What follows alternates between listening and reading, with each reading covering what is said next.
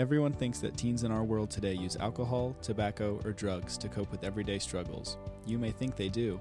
But they don't. Welcome to the But They Don't podcast, a podcast for teens by teens.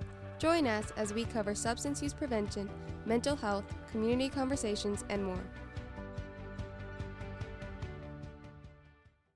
Hey guys, and welcome back to the But They Don't podcast. My name is Katie.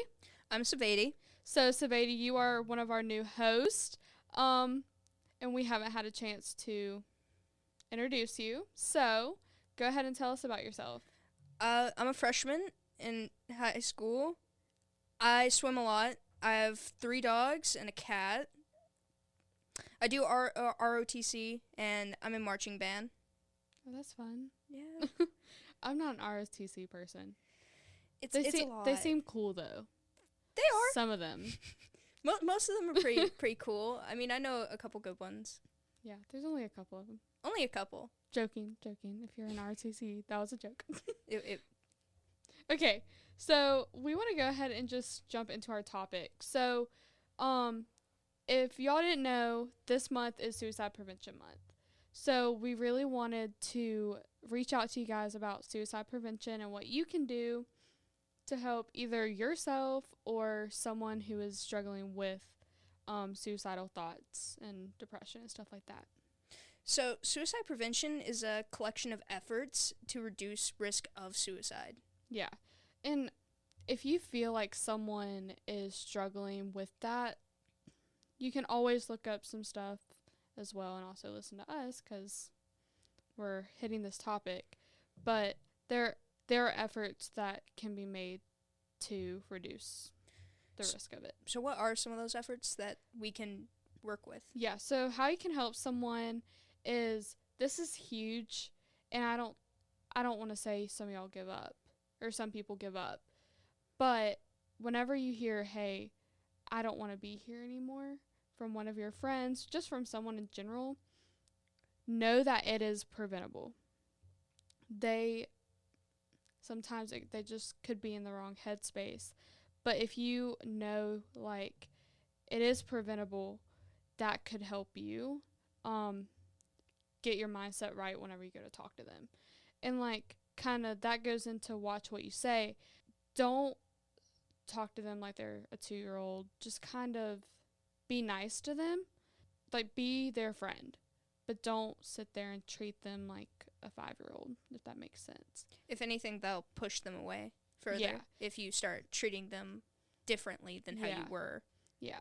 And one thing is, don't sugarcoat everything. Like, I kind of noticed that, like, people like to say, oh, well, life is great. There's ups and downs to it, and I feel like if you sugarcoat it to them, they're going to expect a great life and not those really challenging times, if that makes sense. I think one of the bigger things here is you don't want to pressure someone to talk about any issues they're having. Yeah. Let them come to you. Don't, attack them and, like, make them talk about something they're not ready to talk about. And let them know that you're there for them. If they don't want to talk about it right then, just kind of be like, yeah, well, whenever you're ready, I'm here for you. If you need someone, I'm here for you. It's great to be there for your friends when they need you, but you can't force someone accept help if they don't want it. Yeah. You can't force yourself onto someone when it comes to taking help. But you should definitely work to give them a little sense of hope, that things will get better, even if it's not better at that time.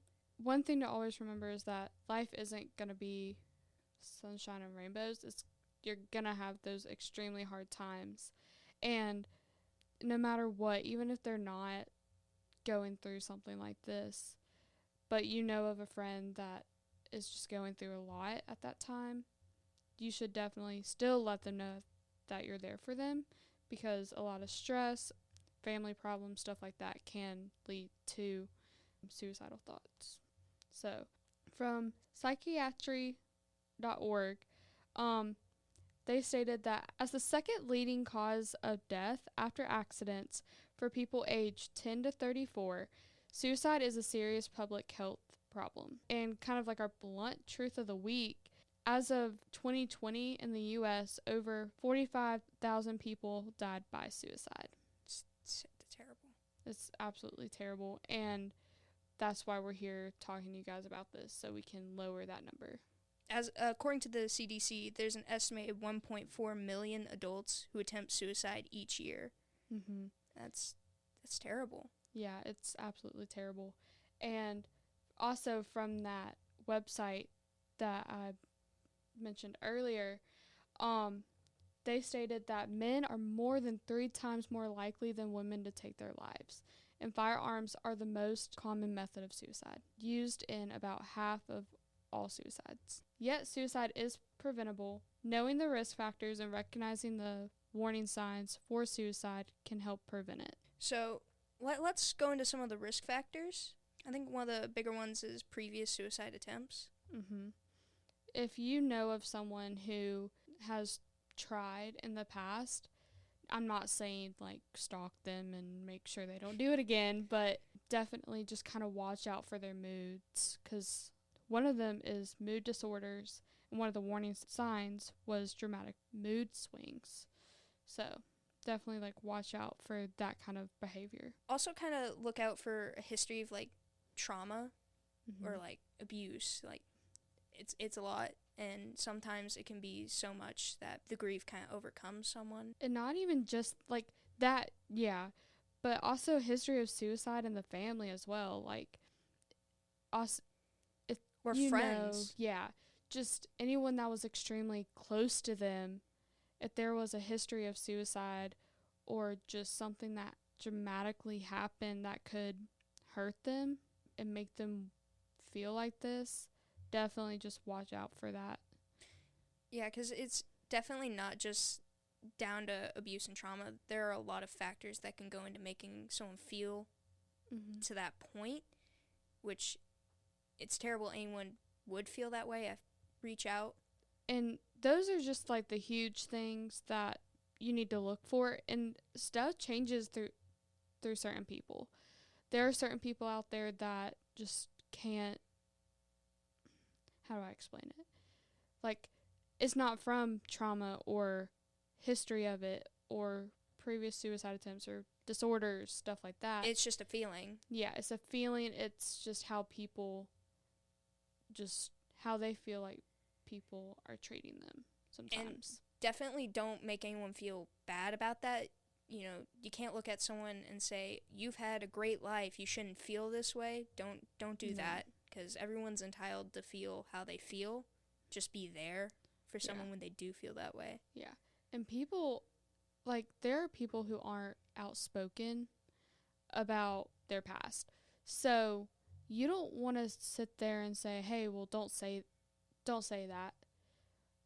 And then there are people who are really outspoken about it. There are people who will talk about it a lot or joke about it, but it might still bother them. Yeah. Like, you may not think it bothers them because they're so positive about it, but it's still there.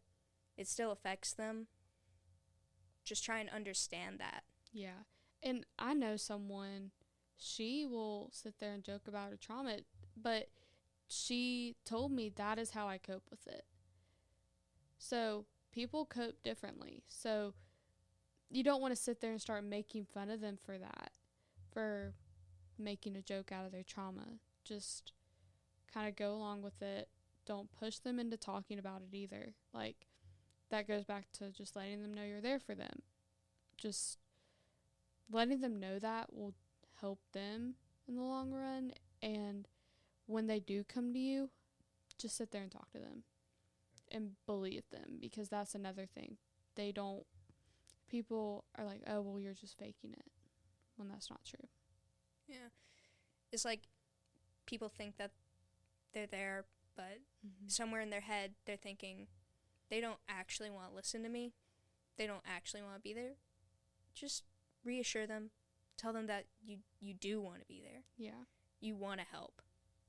And remember, people overthink.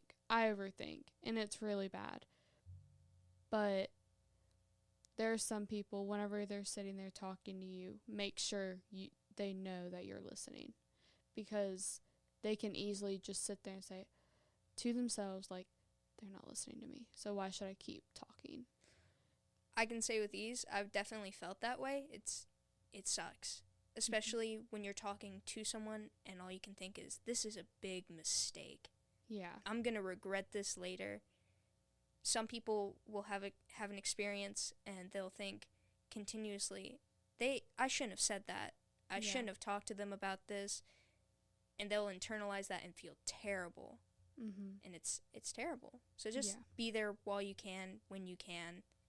Just remind them that you're there. And if you do see someone struggling, or you see someone's personality just kind of change throughout a couple of weeks, definitely go to an adult. I'm not saying that, if they change their whole entire personality, they seem really sad for 3 weeks in a row, that they're suicidal. They're probably just going through a lot at home, or something's going on with a family member that they never get to see, something like that. But tell an adult so that adult can be there for them. Yeah. Or even you can go up to them and ask them if they're okay. It doesn't always directly tie into suicide, but that's always kind of a thought in the back of everyone's head. What if? Yeah. So don't let there be a what if. Mm-hmm. Try and nip it in the bud. Just go and get help if it's really noticeable, or try and just make your presence known. Yeah. And one huge warning sign that I do want to talk about really quick is people who do want, or people who might want to, I don't want to say it because it's weird, but often writing or talking about it. To me, I see that more of, hey, I'm thinking about it, I need help. If they're sitting there talking about it to their friends in a serious way, sometimes it can be a joking way. But sometimes people will joke about it a lot, and by that point, it's like, is it really a joke anymore? Are you still joking about it, or are you actually thinking about it? And sometimes they're not. Sometimes they are just joking about it, and that's their go-to. But other times, it's a way of making it less hard to talk about. And by the point where it's constant, you should be a little worried. Yeah. And if that does happen, if they say it for like 3 weeks in a row, something like that, even if it was a joke, I would still go to an adult and be like, hey, they've been saying this a lot. Like, go to your guidance counselor or something. Go to their parents if you know their parents, stuff like that. But if they do continuously talk about it, that could be that they're just saying, hey, I need help. But also could be a joke, like you said. Yeah. Yeah.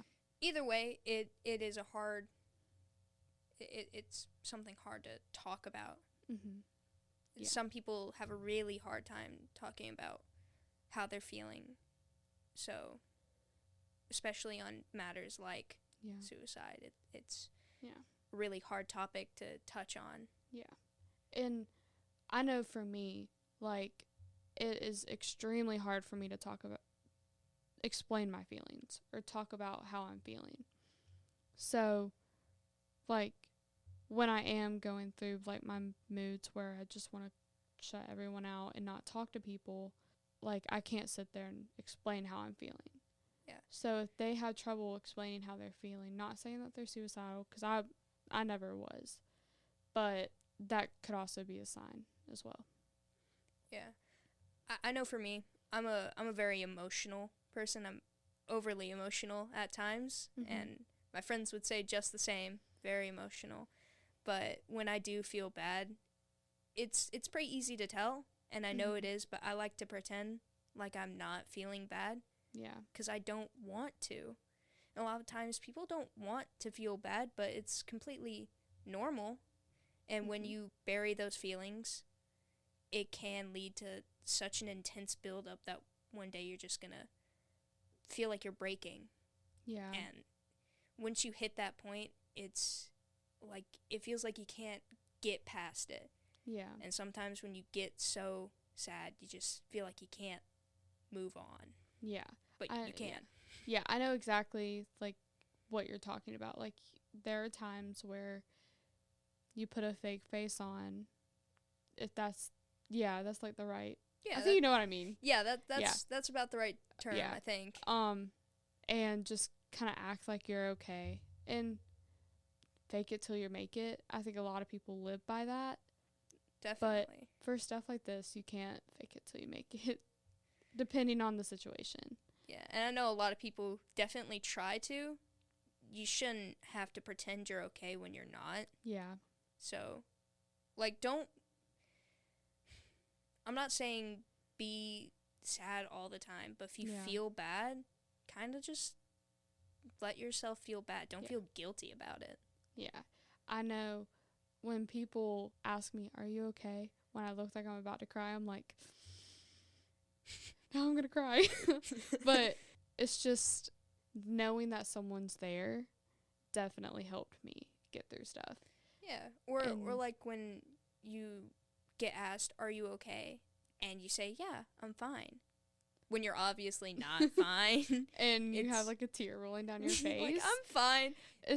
You can say you're fine and then come back later and be like, yeah, I wasn't actually feeling okay, and talk about it later. Yeah.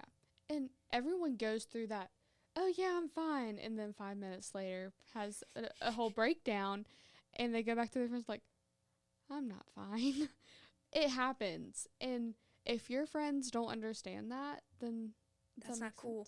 Yeah, probably go find new friends, but just go to someone you know for sure you trust. Someone who's going to understand that and help you through it instead of berate you. Yeah. For feeling. And what I have found to help me the most is go to someone you know knows you better than yourself. Knows you better than you know yourself. Did that come out right? Okay. Like my best friend Trinity, she knows me better than me. She knows me better than I know myself.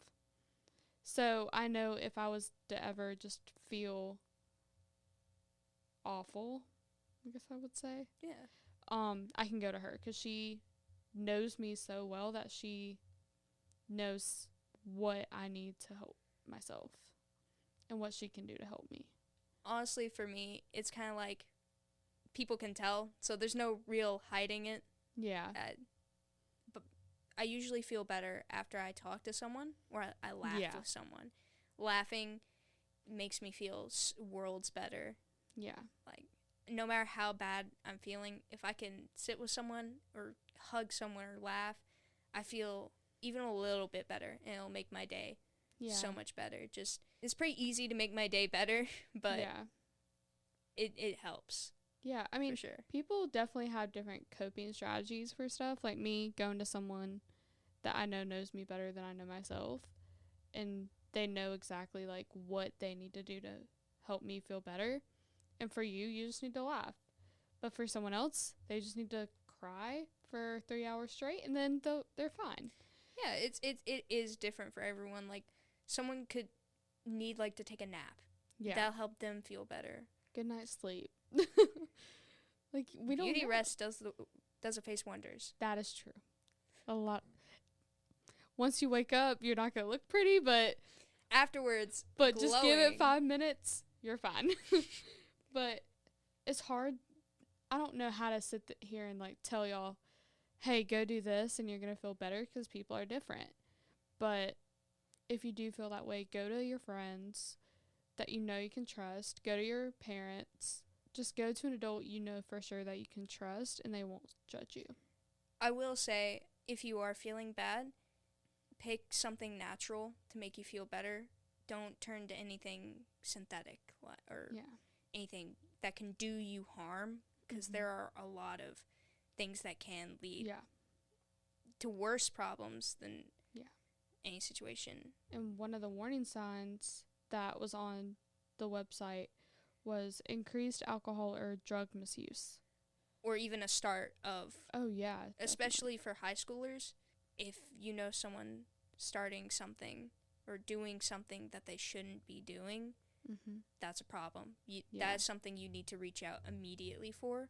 Don't waste time. Yeah. So, yeah, definitely what you said. Thank you guys so much for joining us, and thank you for joining us. I had a lot of fun. I hope to return eventually. Yeah, me too. I hope I get to work with you again. Thank you. Okay, so guys, make sure you follow us on social media. TikTok and Instagram is at WeArePCYB, and Facebook is at Pickens County Youth.